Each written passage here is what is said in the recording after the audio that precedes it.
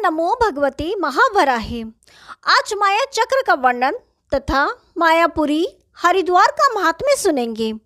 सूत जी कहते हैं, पवित्र व्रतों का अनुष्ठान करने वाली भगवती वसुंधरा ने 6 ऋतुओं के वैष्णव कृत्यों का वर्णन सुनकर भगवान नारायण से पुनः पूछा, भगवान, आपने मंगल एवं पवित्र में जिन विषयों का वर्णन किया है, जिनकी स्वर्ग आदि लोकों तथा मेरे भूलोक में प्रसिद्धि हो चुकी है, वे आपके वैष्णव धर्म के कृत्य मेरे मन को आनंदित कर रहे हैं। माधव, आपके मुखरानविंद से निकले हुए इन कर्मों को सुनकर मेरी बुद्धि निर्मल हो गई, पर मेरे मन में एक सूक्ष्म कौतूहल उत्पन्न हो रहा है। मेरे हित करने के विचार से उसे आप बतलाने की कृपा कीजिए। भगवान, आप अपनी जिस माया का सर्वदा वर्णन किया करते हैं, उसका स्वरूप क्या है तथा उसे माया क्यों कहा जाता है? मैं इसे तथा इसके आंतरिक रहस्यों को जानना चाहती हूँ। इस पर मायापति भगवान नारायण हंसकर बोले, पृथ्वी देवी, तुम जो मुझसे यह माया की बात पूछ रही हो, इसे न पूछने में ही तुम्हारी भलाई है। तुम व्यर्थ में यह कष्ट क्यों मोल लेना चाहती हो? इसे देखने से तो तुम्हें कष्ट ही होगा। ब्रह्मा सहित रुद्र एवं इंद्र आदि देवता भी आज तक मुझे तथा मेरी माया को जानने में असफल रहे हैं, फिर तुम्हारी तो बात ही क्या। विशालाक्षी, जब मेघ पानी बरसाते हैं या जल से सारा जगत भर उठता है, पर कभी वही सारा देश फिर शुष्क बंजर बन जाता है। कृष्ण पक्ष में चंद्रदेव क्षीण होते हैं और शुक्ल पक्ष में बढ़ते हैं। यह सब मेरी माया का ही तो प्रभाव है। सुंदरी, अमावस्या की रात्रि में चंद्रमा दृष्टिगोचर नहीं होते। हेमंत ऋतु में कुएं का जल गर्म हो जाता है। विचार की दृष्टि से देखें तो यह सब मेरी माया ही है। इसी प्रकार ग्रीष्म ऋतु में जल ठंडा हो जाता है। पश्चिम दिशा में जाकर सूर्य अस्त हो जाते हैं, परंतु वे प्रातःकाल पूरब में उदित होते हैं। प्राणियों के शरीर में रक्त और शुक्र, इन दोनों का समावेश रहता है। वस्तुतः यह सब मेरी माया ही तो है। सुंदरी, प्राणी गर्भ में आता है, उसे वहाँ सुख और दुख का अनुभव होता है। पुनः उत्पन्न हो जाने पर उसे वह बात भूल जाती है। अपने कर्म में रचा पचा जीव अपने स्वरूप को भूल जाता है। उसकी स्पृहा समाप्त हो जाती है। वस्तुतः यह सब मेरी माया का ही प्रताप है। कर्म के प्रभाव से जीव दूसरी जगह पहुंच जाता है। शुक्र और रक्त के संयोग से जीवधारियों की उत्पत्ति होती है। 2 भुजाएं, 2 पैर, बहुत सी अंगुलियां, मस्तक, कटी, पीठ, पेट, दांत, होठ, नाक, कान, नेत्र, कपोल, ललाट और जीभ इत्यादि से संगठित प्राणी की उत्पत्ति मेरी माया का ही चमत्कार है। वही प्राणी जब खाता पीता है तो जठराग्नि के द्वारा उसका पाचन होता है। तत्पश्चात जीव के शरीर से वही अधोमार्ग से बाहर निकल जाता है। यह सब मेरी प्रबल माया की ही करामात है। शब्द, स्पर्श, रूप, रस और गंध, इन 5 विषयों में अन्न खाने से प्रवृत्ति होती है। ये सभी कार्य मेरी माया की ही देन है। देवी, कुछ जल आकाशस्थ बादलों में लटके रहते हैं और कुछ जल राशि भूमि पर नदी, सरोवर आदि में रहती है। पर जिन नदियों आदि में इस जल की प्रतिष्ठा है, वे नदियाँ भी कभी बढ़ती या घटती रहती हैं और सब मेरी माया का ही प्रभाव है। वर्षा ऋतु में सभी नदियों में अथाह जल हो जाता है। बावलियां और तालाब जल से भर जाते हैं, पर ग्रीष्म ऋतु में वे ही सब सूख जाते हैं। यह सब मेरी माया का ही तो बल है। मेघ लवण समुद्र से खारा जल लेकर मधुर जल के रूप में उसे भूलोक पे बरसाते हैं। यह मेरी माया का ही प्रभाव है। रोग से दुखी हुए कितने प्राणी रसायन और औषधियाँ खाते हैं और उस औषधि के प्रभाव से निरोग हो जाते हैं, किंतु कभी उसी औषधि के देने पर प्राणी की मृत्यु भी हो जाती है। उस समय मैं ही काल का रूप धारण कर औषधि की शक्ति का हरण कर लेता हूँ। यह सब मेरी माया का ही प्रभाव है। पहले गर्भ की रचना होती है, इसके उपरांत पुरुष उत्पन्न होता है, फिर युवावस्था होती है, बुढ़ापा भी आ जाता है। इसमें सभी इंद्रियों की शक्ति समाप्त हो जाती है। यह सब मेरी माया का बल है। भूमि में बीज गिराया जाता है और उससे अंकुर की उत्पत्ति हो जाती है। तत्पश्चात वह अंकुर अद्भुत पत्तों से संपन्न हो जाता है। यह विचित्रता मेरी माया का ही स्वरूप है। एक ही बीज गिराने से वैसे ही अनेक अन्न के दाने निकल जाते हैं। वस्तुतः मैं ही अपनी माया के सहयोग से उसमें अमृत शक्ति की उत्पत्ति कर देता हूँ। जगत को विदित है कि गरुड़ मुझ भगवान विष्णु का वहन करते हैं। वस्तुतः मैं ही स्वयं वरुण बनकर वेग से अपने आप को वहन करता हूँ। जितने देवता जो यज्ञ का भाग पाकर संतुष्ट हो जाते हैं, उस अवसर पर मैं ही अपनी इस माया का सर्जन कर उन अखिल देवताओं को तृप्त करता हूँ। किंतु सभी प्राणी यही जानते हैं कि ये देवता ही सदा यज्ञ का भाग ग्रहण करते हैं, पर वस्तुतः मैं ही माया की रचना कर देवताओं के लिए यज्ञ कराता हूँ। बृहस्पति जी यज्ञ कराते हैं, ये जानकर संसार में सभी लोग उनकी सेवा करते हैं, पर आंगीर से माया का सर्जन करना और देवताओं के लिए यज्ञ की व्यवस्था करना मेरा ही काम है। संपूर्ण संसार जानता है कि वरुण देवता की कृपा से समुद्र की रक्षा होती है, किंतु वरुण से संबंध रखने वाली इस माया का निर्माण कर मैं ही महान समुद्र की रक्षा करता हूँ। सारा विश्व यही जानता है कि कुबेर जी धनाध्यक्ष हैं, परंतु रहस्य यह है कि मैं ही माया का आश्रय लेकर कुबेर के भी धन की रक्षा करता हूँ।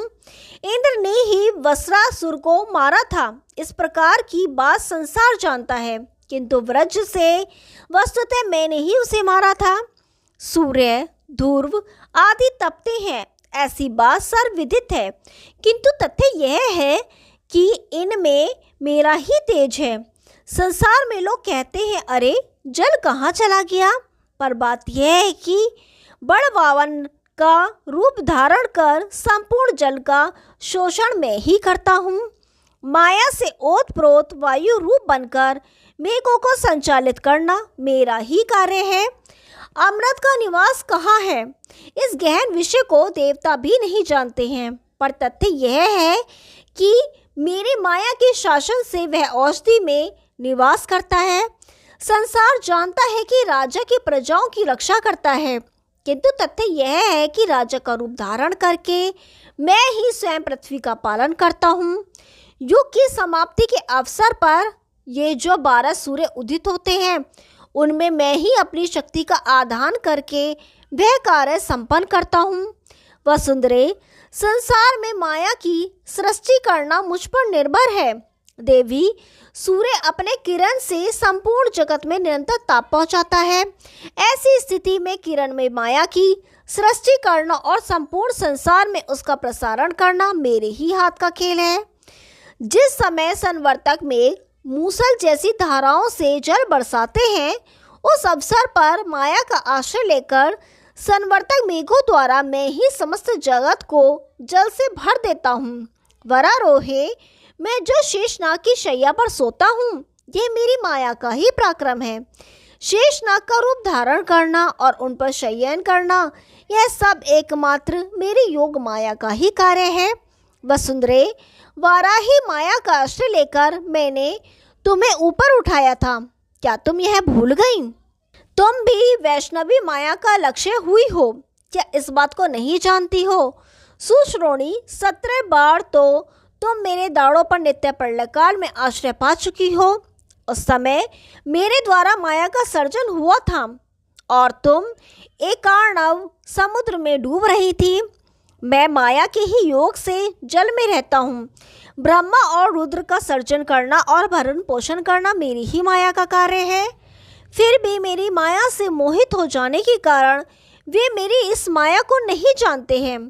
पितरों का समुदाय जो सूर्य के समान तेजस्वी है, वह भी वस्तुतः मैं ही हूँ, तथा पितृमयी माया का आश्रय लेकर पितरों का रूप धारण कर मैं ही पितृभाग कव्य को ग्रहण करता हूँ। अधिक क्या, एक दूसरी विचित्र बात सुनो। जो एक बार एक पुरुष ऋषि भी माया द्वारा स्त्री के स्वरूप योनि में परिवर्तित कर दिए गए थे, पृथ्वी बोली, भगवान, उस ऋषि ने कौन सा अपकर्म किया था जिसके परिणाम स्वरूप उन्हें स्त्री की योनि प्राप्त हुई? इस बात से तो मुझे बड़ा आश्चर्य हो रहा है। आप ये सारा प्रसंग बताने की कृपा कीजिए। उस ब्राह्मण श्रेष्ठ ने फिर स्त्री रूप धारण कर कौन से पापयुक्त कर्म किए, यह सब भी विस्तार से बताए। पृथ्वी की बात सुनकर श्री भगवान अत्यंत प्रसन्न हो गए और मधुर वचन में कहने लगे, देवी, यह विषय अत्यंत गूढ़ और महत्वपूर्ण है। सुंदरी, तुम यह धर्मयुक्त कथा सुनो। देवी, मेरी माया ज्ञान एवं विश्व की सभी वस्तुओं को आच्छादित किए हैं। उसकी बात रोंगटे खड़े हो जाते हैं। इस माया के प्रभाव से सोम शर्मा नामक ऋषि भी प्रभावित हुए थे। इससे वे उत्तम, मध्यम और अधम अनेक प्रकार की स्थितियों के चक्र में घूमते रहे। फिर मेरी माया की प्रेरणा से उन्हें पुनः ब्राह्मणत्व सुलभ हुआ। सोम शर्मा उत्तम ब्राह्मण होकर भी स्त्री की योनि में परिवर्तित हो गए। यद्यपि उसमें भी उनके द्वारा कोई विकृत कर्म नहीं हुआ और न कोई अपराध ही किया गया। वसुंधरे, यह बात यह है कि वे सोम शर्मा सदा मेरी आराधना, उपासनादि कर्मों में ही लगे रहते थे। वे निरंतर मेरी रमणीय आकृति, मेरे सुंदर स्वरूप का ही चिंतन करते रहते।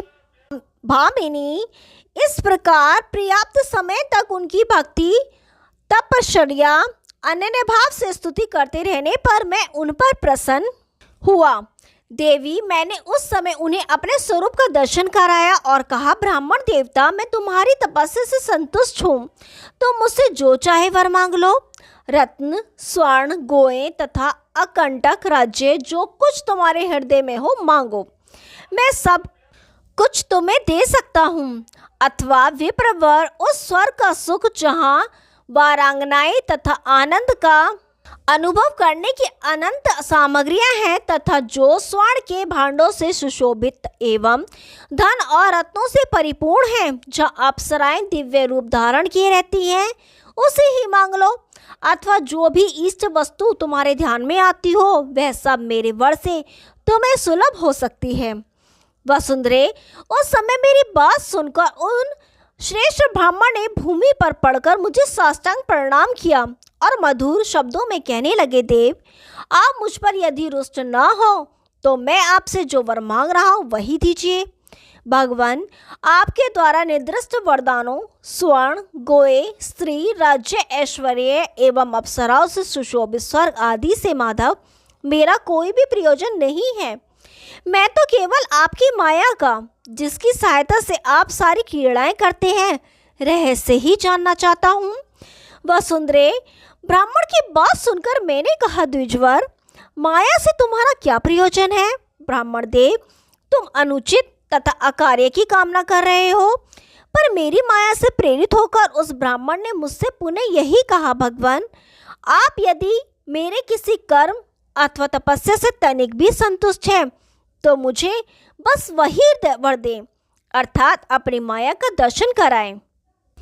ओम नमो भगवते महावराहे।